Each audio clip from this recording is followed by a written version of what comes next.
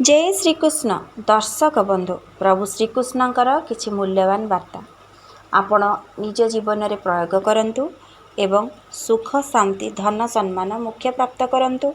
प्रभु श्रीकृष्ण किछि मूल्यवान कथा कहिसेंति। केउ दंड कले केउ फल मिली थाए। आपण माने वीडियोटी को शेष पर्यंत निहाती सुनंतु। मनीष मात्र के किछि ना किछि भूल होई थाए। आमे जदि सेई भूल को सुधारी निजे अनुताप करिबा एवं भूल को सुधारिबा प्रभु निश्चिंत क्षमा करि देई थांती। किंतु आपण माने जदि भूल उपरे भूल करंती प्रभुंकर तो दंड निश्चिंत आपण मानक उपरे पड़िबो। तेबे निश्चिंत ए भिडियोटी को शेष पर्यंत सुनंतु। प्रभु भल कर्मर भल फल देई थांती, खराब कर्मर खराब फल ही मिली थाए। मनीष मात्र के आपण माने कर्म ठीक करंतु एवं अन्य उपरे ईर्षा मोह माया आदौ रखंतु नहीं।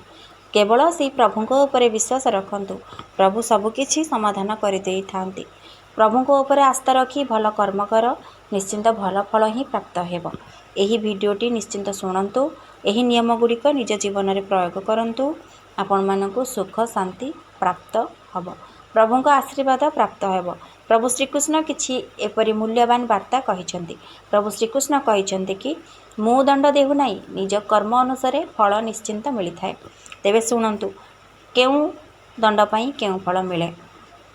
भक्ति उपरे अनाश्रय रखिले मन अशांत हुए, आंतरिक दुख और शंका बढ़ी थाए। अन्यर अन्न उपरे अभिमान कले लज्जा और अपमान आसे। मान सम्मान पाई कर्म कले फल क्षणिक और अस्थिर हुए। लोभरे निष्पत्ति नेले धन और विश्वास नष्ट हो जाई थाए। अन्य को दुख देले दंड त्रिगुण भावे फेरे। निज अहंकार द्वारा कार्य कले एकाक्युत और अभिशाप ही मिली थाए। पितृ गुरु ए दैवं को अवमान कले समृद्धि बंद हुए। अधर्म को समर्थन कले जन्म जन्मांतरे दुख भोग हुए। सत्य लुचाई मिथ्या कहिले विश्वास मूल्य हारी जाई थाए। अन्यर सफलता उपरे ईर्षा निज प्रगति रोकी दिए। प्राणी हिंसा कले देह रोगी और मन अशांत हुए। जड़े भक्त को उपहास कले श्रीहरि कृपा दूर हो जाई थाए। अन्य को धन चोरी कले निज धन नष्ट हुए। माता और नारी उपरे अपमान गृह ध्वंस और विरति हो जाई थाए। प्रकृति नष्ट कले निज परिवेश रे आपद आसी थाए। जड़े निर्दोष उपरे अन्याय कले आत्मा अशांत और देवदंड प्राप्त होई थाए। सत को त्याग कले अंधकार रे बंचिबा को पड़े। अभिमान रे व्यवहार कले मित्र और संपर्क भांगी जाई थाए। भय रे कार्य कले सफलता केबे भी आसे नहीं। सबुबले साहसर सहित कार्यटी को संपादन करंतु। निज कर्म ठारू पळाइले जीवन मूल्यहीन ही हो जाई थाए। सबुबले कर्म करंतु, जीवन सुखमय हेब। मो उपरे अश्रद्धा जीवन अंधकार ही होई थाए। अन्य पाई खंदन कले निज पाई मानहानि ही आसी थाए। अति अन्न अति निद्रा शरीर और वृद्धि नष्ट कर दे थाए। अति अन्न एवं अति निद्रा गले शरीर नष्ट ही हो जाई थाए। अन्य को रुसाइले लोक त्याग कर दी थांती। संतोष न रखिले अभाव आसे, धन दूर हो जाई थाए। जहा नुहे ताहा पाई लालसा अनतः विनाशी आनी दे थाए।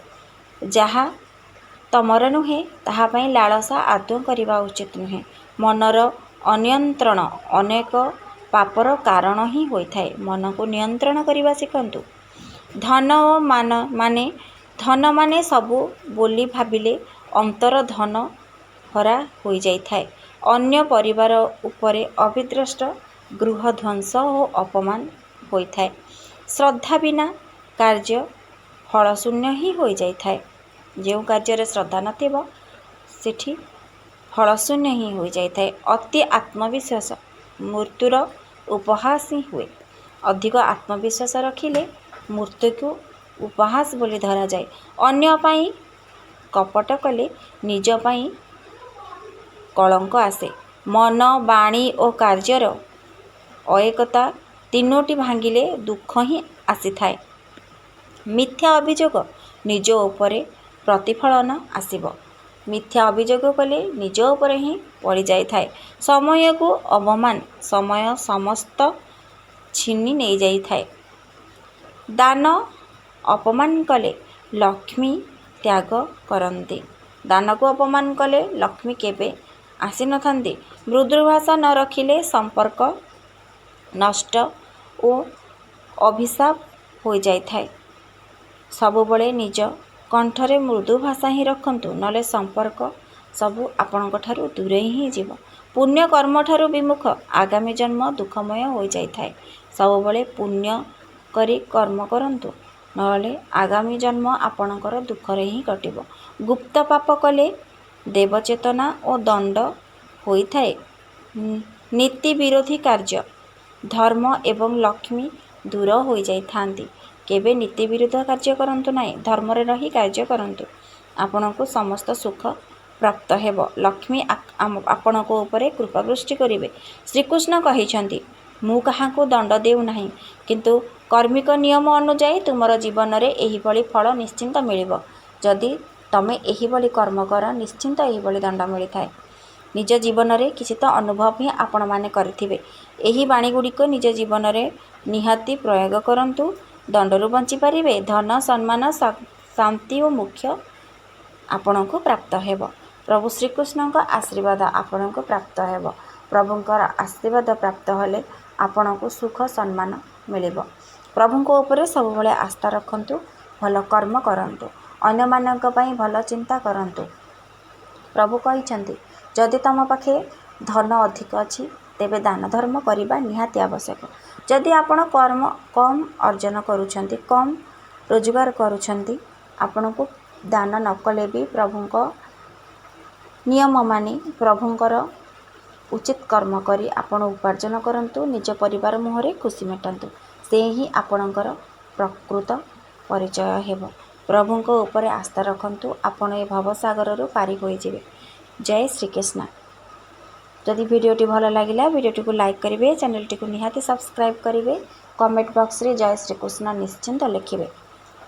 ତେବେ ରହିଲି। ଜୟ ଶ୍ରୀକୃଷ୍ଣ, ଜୟ ଜଗନ୍ନାଥ।